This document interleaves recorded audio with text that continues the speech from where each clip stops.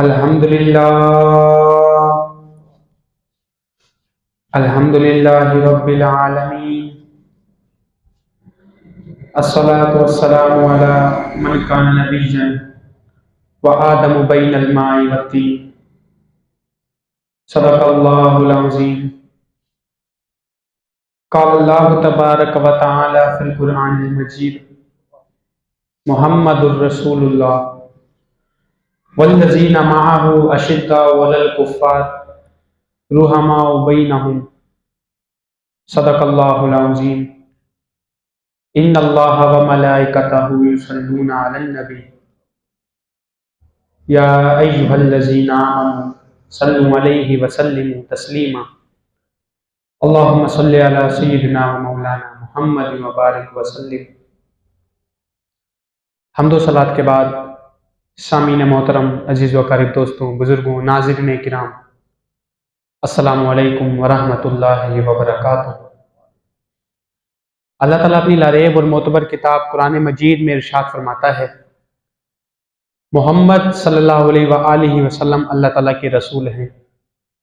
والذین معہ اشداء علی الکفار رحماء بینہم، اور وہ لوگ جو آپ کے ساتھی ہیں، آپ کی معیت میں ہیں، آپ کے صحابی ہیں۔ اشداء علی الکفار، وہ کافروں پر بہت ہی سختی کرنے والے ہیں۔ رحماء بینہم، آپس میں نرم دل ہیں، محبت بھرے جذبات رکھنے والے ہیں آپس میں۔ آگے چل کے اسی آیت مبارکہ میں اللہ تعالیٰ ان کی علامات ارشاد فرماتا ہے، سیماہم فی وجوہہم من اثر السجود، ان کی نشانیاں یہ ہیں کہ تم ان کے سجدوں کے نشانات ان کی پیشانیوں پر دیکھو گے، ان کے چہروں پر ان کی نشانیاں جو ہیں وہ سجدوں کے نشانات ہیں۔ تو معلوم ہوتا ہے کہ اللہ تعالیٰ کے نبی صلی اللہ علیہ وآلہ وسلم کے معیت میں جو صحابہ کرام تھے، وہ سب کے سب جو ہے وہ بلند و بالا اخلاق کے اور بلند و بالا مراتب کے مالک ہیں۔ یہ آیت کریمہ کے اندر بہت سارے مطلب ہیں اور بہت سارے معنی ہیں۔ ان میں سے آج بندہ آپ کے سامنے ایک چھوٹا سا پہلو لے کر آیا ہے، رحماء بینہم، یعنی صحابہ کرام کی جتنی صفات ہیں ان میں سے اللہ تعالیٰ نے ایک یہ بھی بیان فرمائی، رحماء بینہم، وہ آپس میں نرم دل ہیں، وہ آپس میں ایک دوسرے سے محبت کرنے والے ہیں۔ اب آپ دیکھیں کہ دنیا کا اصول کیا ہے۔ دنیا کا اصول یہ ہے، قوانین یہ ہیں کہ جہاں کہیں انسان کو محبت ہوتی ہے، عزت و احترام ہوتا ہے، وہاں اگر ہو سکے تو بندہ جو ہے وہ نکاح کے معاملات بھی کرتا ہے۔ جس گھرانے سے آپ کی محبت ہے، مودت ہے، بھائی چارگی ہے، احساس و احترام ہے، تو وہاں آپ چاہیں گے کہ رشتہ داری قائم کی جائے اور نکاح کیا جائے۔ کبھی آپ نے ایسا دیکھا ہے کہ دو خاندانوں میں نفرت ہو اور ان دو خاندانوں میں نکاح بھی ہو؟ ایسا ہو سکتا ہے؟ کبھی نہیں ہوتا۔ یعنی آپس کی رشتہ داری اور آپس کی محبت وہی ہوتی ہے، اور اسی محبت کا نتیجہ پھر بندہ جو ہے وہ اپنی بیٹی جو ہے وہ سامنے والے کے گھر سے وہاں پر منتقل کر دیتا ہے، ان کے بیٹے سے بیاہ دیتا ہے، یا پھر سامنے والے جو بچے ہوتے ہیں وہ اپنی شادی ان کی بیٹی سے کر دیتے ہیں۔ محبت ہوتی ہے۔ آپس میں دشمنی ہو تو دیکھنا پسند نہیں ہوتا، بیٹی بیانا تو دور کی بات ہوتی ہے۔ تو رحماء بینہم کا مطلب یہ ہے کہ صحابہ کرام کے اندر محبتیں بڑی تھیں، بہت محبتیں تھیں، آپس میں گھل مل کر رہا کرتے تھے، آپس میں ایک دوسرے سے سچا پیار اور محبت کیا کرتے تھے۔ تو یہ رحماء بینہم کا مطلب ہے۔ اب دوسرا مطلب یہ ہے کہ رحماء بینہم جب آپس میں محبت کرتے تھے، آپس میں اتنا دلی لگاؤ تھا، تو کیا رشتہ داریاں بھی کی ہیں؟ ایک دوسرے میں نکاح کیا ہے یا نہیں؟ یعنی محبت کی نشانی کیا ہے کہ بندہ جو ہے وہ نکاح کرتا ہے، رشتہ داری بڑھاتا ہے۔ تو صحابہ کرام نے بھی اسی طریقے سے آپس میں نکاح کیے ہیں۔ آپ کو معلوم ہونا چاہیے کہ آقا علیہ الصلوۃ والسلام نے جہاں یہ فرمایا کہ اصحابی کالنجوم فبأیہم اقتدیتم اہتدیتم، میرے صحابہ ستاروں کی طرح ہیں، تم میں سے جو ان کی پیروی کرے گا ہدایت پا جائے گا، یہ صحابہ کی شان ہے۔ دوسری طرف آقا علیہ السلام نے یہ بھی ارشاد فرمایا، مثل اہل بیتی کا سفینۃ نوح، میرے اہل بیت کی مثال نوح علیہ السلام کی کشتی کی طرح ہے. من راکبہ فیہا نجا, جو اس میں سوار ہوگا وہ نجات پا جائے گا. من تخلف عنہا غرقا, جس نے اس سے روح گردانی کر لی, منہ پھیر لیا, وہ غرق ہو جائے گا. دو راستے آقا علیہ الصلوۃ والسلام نے ارشاد فرمائے. پہلا راستہ کیا ارشاد فرمایا؟ پہلا فرمایا کہ میرے صحابہ کی پیروی کرو. دوسرا راستہ ارشاد فرمایا کہ میرے اہل بیت اطہار جو ہیں وہ مثل نوح علیہ السلام کی کشتی کی طرح ہیں, ان کی پیروی کی جائے, محبت کی جائے.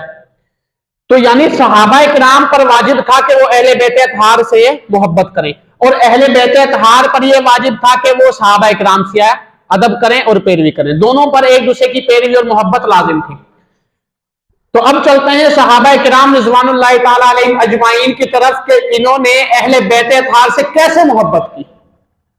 سوال یہی ہے نا کہ آقا علیہ السلام نے دو چیزیں اپنی امت کو پیش کی. پہلی چیز کیا کہ میرے صحابہ کی پیروی کریں, یہ ستاروں کی طرح ہیں, تم میں سے جو ان کے پیچھے چلے گا وہ ہدایت پا جائے گا. دوسرا آقا نے سبق یہ دیا کہ میرے اہل بیت کی مثال نوح علیہ السلام کی کشتی کی طرح ہے, تم میں سے جو اس کشتی میں سوار ہو جائے گا وہ بچ جائے گا, جو سوار نہیں ہوگا پیچھے رہ جائے گا وہ ہلاک ہو جائے گا. یعنی صحابہ پر کیا واجب تھا, کیا لازم تھا؟ اہل بیت اطہار سے محبت کریں. اور اہل بیت اطہار خود صحابی ہونے کی وجہ سے, جو 5 شروع کے اہل بیت اطہار میں خود صحابی 4 جو خود صحابی ہونے کی وجہ سے, ان پر کیا لازم تھا کہ وہ دیگر صحابہ کا ادب کریں. اب سوال یہ ہے کیا اہل بیت نے صحابہ کا ادب کیا, اور کیا صحابہ نے اہل بیت سے محبت کی یا نہیں؟ یہ آج کا میرا موضوع ہے. رحماء بینہم, آپس میں محبت اور آپس میں مودت اور ان کی محبت کتنی تھی. دیکھیں حضرت ابو بکر صدیق رضی اللہ تعالی عنہ اتنی شان کے مالک ہیں, میں کیا بیان کروں. 2 ہفتے لگاتار میں نے صدیق اکبر کی شان ہی بیان کی ہے. پچھلے 2 ہفتے جو گزرے ہیں وہ صدیق اکبر پر ہی بیان ہوا ہے, لیکن ابھی بھی میں سمجھتا ہوں کہ اس سمندر میں سے ایک قطرہ بیان نہیں کر سکا میں, اتنی شان ہے ان کی. تمام صحابہ کرام رضی اللہ تعالی عنہ کسی نہ کسی اخلاق کے مالک ہیں, بلند فضیلت کے مالک ہیں, لیکن صدیق اکبر رضی اللہ تعالی عنہ اور عمر فاروق کو وہ شان عطا کی گئی ہے کہ وہ ابھی تک دیکھی جا سکتی ہے. صحابہ کرام جیسے عثمان غنی, علی المرتضیٰ رضی اللہ تعالی عنہما, ان کی شان تو یہ ہے اپنی زندگی میں بھی تھی, اور آج میں اگر ان کی شان کوئی عالم دینی بیان کرے تو سمجھ میں آتی ہے. لیکن صدیق اکبر اور عمر فاروق رضی اللہ تعالی عنہما کی شان وہ ہے کہ آپ روضہ رسول پہ چلے جائیں تو آپ کو آج بھی نظر آئے گی. سنہری جالیوں کے پیچھے آج بھی وہ آقا علیہ الصلوۃ والسلام کے ہمراہ آرام فرما رہے ہیں. یہ ان دونوں کی واحد شخصیت اور واحد ان کی فضیلت ہے کہ آج بھی ان کی شان دیکھی جا سکتی ہے. اب چلتے ہیں صدیق اکبر کے اہل بیت اطہار سے محبت کتنی تھی. آقا علیہ السلام سے اتنی محبت کرتے تھے حضرت ابو بکر صدیق کہ 6 سال کی عمر میں اپنی لخت جگر حضرت عائشہ رضی اللہ تعالی عنہا کا نکاح آقا علیہ السلام سے کیا. 6 سال کی عمر میں. اس وقت حضرت آقا علیہ السلام کی عمر مبارک کم و بیش 50 یا 51 سال تھی. کوئی نسبت ہے 6 سال کی بچی کا نکاح 50 یا 51 سال کی عمر میں؟ کوئی لالچ یہاں پر نہیں, کوئی مال و دولت کا فروغ نہیں, کوئی عزت و مرتبے کا فروغ نہیں. یہ وجہ ہی یہی تھی کہ آقا علیہ السلام سے محبت کرتے تھے, محبت کی وجہ سے اپنی بیٹی کا نکاح آقا سے کر دیا. کوئی نسبت نہیں. 6 سال کی بیٹی کا نکاح کوئی 51 سال کے عمر کے شخص سے کرتا ہے؟ نہیں کرتا. آقا علیہ الصلوۃ والسلام سے کر کے صدیق نے اپنی جان کی قربانی دے دی, لخت جگر کی قربانی دے دی. پھر مزے کی بات یہ, جب آقا علیہ الصلوۃ والسلام اس دنیا سے تشریف لے گئے اس وقت حضرت سیدہ عائشہ رضی اللہ تعالی عنہا کی عمر 18 سال تھی. کتنی؟ 18 سال تھی. حضرت صدیق جانتے تھے کہ آقا علیہ السلام کی وفات کے بعد اس وقت ان کی عمر حضرت عائشہ عین جوانی میں ہوں گی. اور یاد رکھیں حضرت عائشہ صدیقہ رضی اللہ تعالی, اتنی بڑی قربانی حضرت آپ دیکھیں کہ 18 سال کی عمر میں حضرت عائشہ صدیقہ کی عمر ہے اور آقا علیہ السلام وفات پا گئے. 55 سال کی عمر میں حضرت عائشہ صدیقہ نے وفات پائی. 55 سال کی عمر میں 18 سال سے آگے آپ 55 سال تک آقا علیہ الصلوۃ والسلام کی وفات کے بعد حضرت عائشہ صدیقہ نے کسی سے نکاح نہیں کیا. کتنی بڑی قربانی حضرت صدیق نے دی. معلوم تھا کہ میری بیٹی آقا علیہ السلام کی وفات کے وقت عین جوانی میں ہوگی, عین جوانی میں ہوگی. حضرت عائشہ صدیقہ نے آقا علیہ السلام کی وفات کے بعد کسی سے نکاح نہیں کیا. یہ سب سے بڑی قربانی حضرت صدیق کی تھی. آگے چلیں. حضرت صدیق رضی اللہ تعالی عنہ, ان کے 2 بیٹے تھے. کتنے بیٹے تھے؟ दो बेटे थे। मोहब्बत तो वही होती है ना जहां बंदा निकाह करे। निकाह का मायना मफहूम ये होता है, कहीं दो घराने आपस में जब रिश्ता जोड़ते हैं तो क्या पता चलता है कि इनमें मोहब्बत है। कभी ऐसा आपने देखा है जो दो घराने नफरत कर रहे हों और आपस में निकाह भी कर लें? नहीं होता, मैंने आज तक नहीं देखा, और हो सकता है आपने भी नहीं देखा। निकाह तो होता ही वही है जहां मोहब्बत हो। अब चलें आगे चल के देखते हैं। हज़रत अबू बकर सिद्दीक रज़ियल्लाहु ताला अन्हु के दो बेटे थे। एक बेटे का नाम हज़रत अब्दुर रहमान बिन अबू बकर सिद्दीक, एक बेटे का नाम हज़रत मोहम्मद बिन अब्दुल बकर सिद्दीक। अच्छा, अब्दुर रहमान बिन अबू बकर सिद्दीक रज़ियल्लाहु ताला अन्हु की एक बेटी थी, यानी अबू बकर सिद्दीक की पोती। बेटे की बेटी पोती हुई ना, तो उनकी पोती थी हज़रत अस्मा बिनते अब्दुर रहमान बिन अबू बकर सिद्दीक। ये इनकी बेटी थी हज़रत अब्दुर रहमान बिन अबू बकर सिद्दीक। इनका निकाह हुआ हज़रत मोहम्मद बिन अबू बकर सिद्दीक के बेटे से, जिनका नाम था कासिम। यानी आपस में रिश्ता किया। आपस में जब रिश्ता किया तो इनसे एक बेटी पैदा हुई जिनका नाम था उम्मे फरवा। क्या नाम था? उम्मे फरवा। इन उम्मे फरवा का निकाह हजरत इमाम बाकिर से हुआ, जो हजरत इमाम हुसैन के पोते हैं, जो हजरत इमाम हुसैन के पोते हैं। इन उम्मे फरवा का निकाह इमाम मोहम्मद अल बाकिर इमाम हुसैन के पोते से हुआ, जिनसे इमाम जाफर सादिक पैदा हुए। अब देखें कि हज़रत अबू बकर सिद्दीक रज़ियल्लाहु ताला अन्हु की एक तरफ से नवासी, और यानी एक तरफ से पोती और एक तरफ से पोता। आपस में जब इनका निकाह हुआ तो हज़रत उम्मे फरवा पैदा हुई। ये उम्मे फरवा का निकाह इमाम मोहम्मद अल बाकिर से हुआ, जो अहले बैत से हैं। अहले बैत का निकाह आका अलैहिस्सलातु वस्सलाम के सहाबी सिद्दीक कर रहे हैं अपने पोते और पोती से। अंदाजा लगाएं, हज़रत सिद्दीक की नस्ल में से जब उम्मे फरवा का निकाह इमाम मोहम्मद अल बाकिर अहले बैत से हो रहा है, तो इनसे इमाम जाफर सादिक पैदा होते हैं। सदका मिल गया ना हज़रत अबू बकर सिद्दीक रज़ियल्लाहु ताला अन्हु। मालूम हुआ कि अहले बैत का पहला रिश्ता, दो रिश्ते मैंने आपके सामने गिनवा दिए। पहला रिश्ता कि लख्त जिगर आका अलैहिस्सलातु वस्सलाम के निकाह में दे दी हज़रत आयशा सिद्दीका। दूसरी ये कि आका अलैहिस्सलातु वस्सलाम के सहाबी हज़रत सिद्दीक की नस्ल को अगर थोड़ा सा खींच कर लेकर जाएं तो हज़रत इमाम जाफर सादिक भी इनकी नस्ल से, अहले बैत अतहार के बेताज बादशाह गुजरे इमाम जाफर सादिक, तो यह भी आका अलैहिस्सलातु वस्सलाम के तुफैल हज़रत सिद्दीक की नस्ल से। थोड़ा सा आगे चलें, थोड़ा सा आगे। ये मैं आपको गिनवा रहा हूं वो रिश्ते जो हज़रत सिद्दीक के अहले बैत के साथ हैं। ये वो रिश्ते मैं आपको गिनवा रहा हूं। थोड़ा सा अगर आप आगे चलें तो यही हज़रत अबू बकर सिद्दीक के जो मैंने साहबजादे आपको बताए, अब्दुर रहमान बिन अबू बकर सिद्दीक, यही मैंने बताया ना। इनकी एक बेटी और भी थी। इनकी एक बेटी का नाम हज़रत हफ्सा बिनते अब्दुर रहमान बिन अबू बकर सिद्दीक था। दो बेटियां मैंने गिनवाई, हज़रत अस्मा जिनका निकाह हज़रत मोहम्मद बिन अबू बकर सिद्दीक के बेटे से हो गया। दूसरी बेटी हज़रत हफ्सा भी थी। अच्छा, अब आप परेशान हो, यह हज़रत हफ्सा का निकाह आपको सोचकर हैरत होगी किन से हुआ। हज़रत हफ्सा का पहला निकाह जो है वो हज़रत मुंजिर बिन जुबैर बिन अवाम से हुआ, इनसे तलाक हो गई। उनके बाद दूसरा निकाह जो हज़रत हफ्सा का हुआ, ये हज़रत अबू बकर सिद्दीक की पोती है हज़रत हफ्सा। इनका निकाह हज़रत सैयदना इमाम हुसैन से हुआ। हज़रत हफ्सा रज़ियल्लाहु ताला अन्हा ये हज़रत अबू बकर सिद्दीक की पोती हैं, सगी पोती हैं।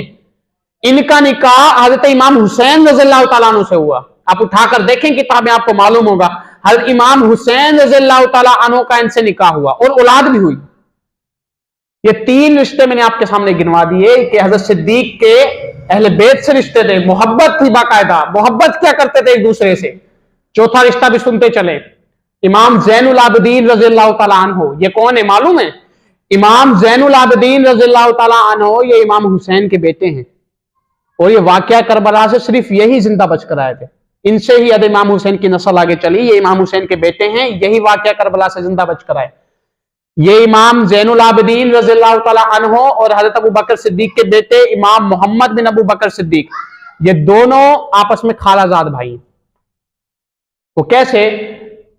हज़रत इमाम हुसैन रज़ियल्लाहु ताला अन्हु की एक ज़ौजा थी, बादशाह। एक बादशाह का नाम गुजरा है यज़िदगर्द, सारे हवाले दुरुस्त हैं। एक बादशाह था यज़िदगर्द, उसने हज़रत उमर फारूक रज़ियल्लाहु ताला अन्हु के दौर में दो बांदियां, दो खातून जो हैं वो हज़रत उमर फारूक के दौर में भेजी कि ये आपको हदिया हैं। हज़रत उमर फारूक रज़ियल्लाहु ताला अन्हु ने ایک باندھی حضرت محمد بن ابو بکر صدیق کو دے دی، ایک باندھی ہدیے میں حضرت امام حسین کو دے دی۔ اچھا، جو باندھی ہدیے میں امام حسین کو دی، اس سے امام حسین سے امام زین العابدین پیدا ہوئے، یعنی بہنیں تھی نا، دونوں بہنیں دی تحفے میں۔ ایک بہن محمد بن ابو بکر صدیق کی طرف چلی گئی، یہ رشتے گنوا میں آپ کو، دوسری بہن امام حسین کی طرف چلی گئی، دونوں بہنیں تھی۔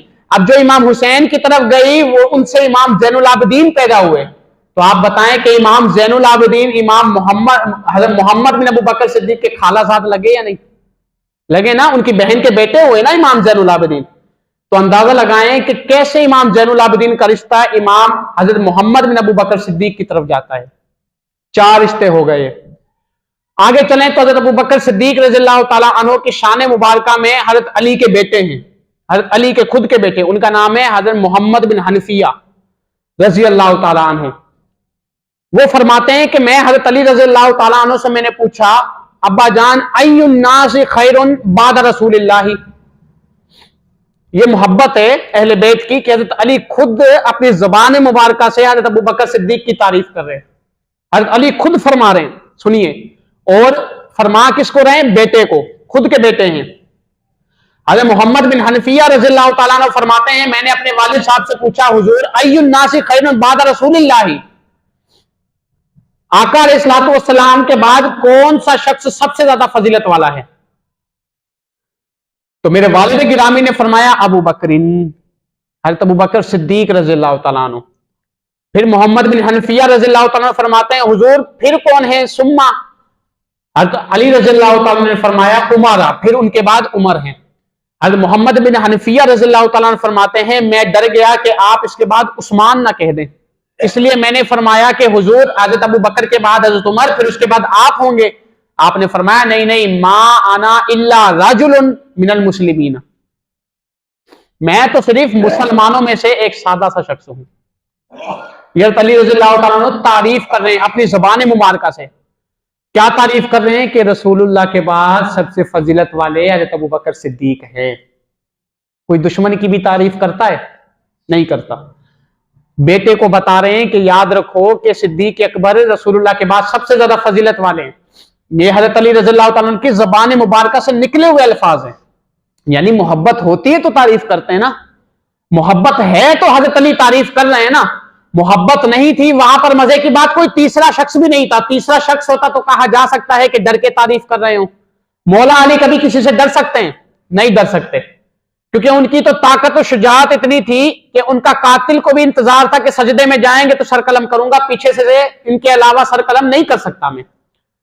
حیدر کرار ہیں سمتنی امی، حیدرہ فرماتے ہیں کہ میری ماں نے میرا نام حیدر رکھا ہے، ایسا شیر جو پلٹ پلٹ کر حملہ کرتا ہے۔ وہ ڈر سکتے ہیں کسی سے؟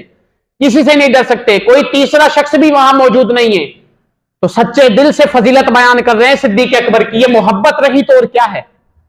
اور بیٹے کو فرما رہے ہیں کہ رسول اللہ کے بعد سب سے زیادہ فضیلت والے ابو بکر ہے۔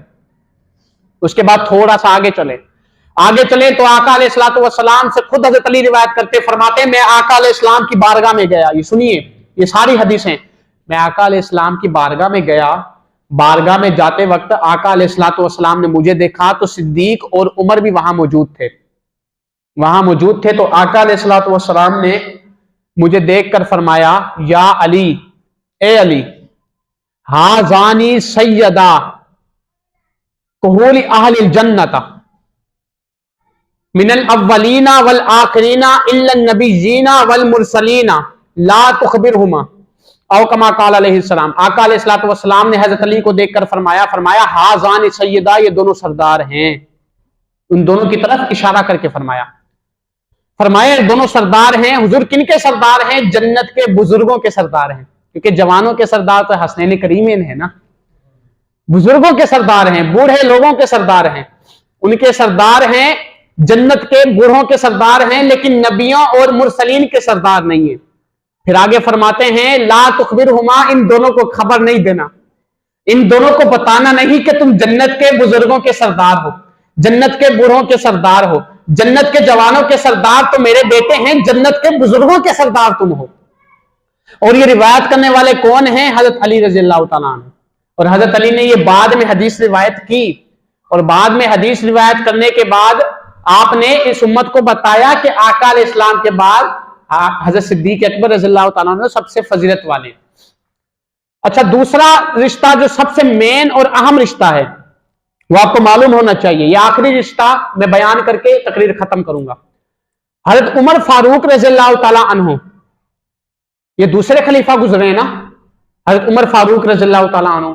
آپ کو معلوم ہونا چاہیے کہ حضرت علی رضی اللہ تعالیٰ عنہ نے اپنی صاحبزادی حضرت ام کلثوم، اور یہ حضرت ام کلثوم وہ صاحبزادی ہیں، ویسے تو حضرت علی کی حضرت فاطمہ الزہرا کے علاوہ دوسری خواتین بھی تھیں.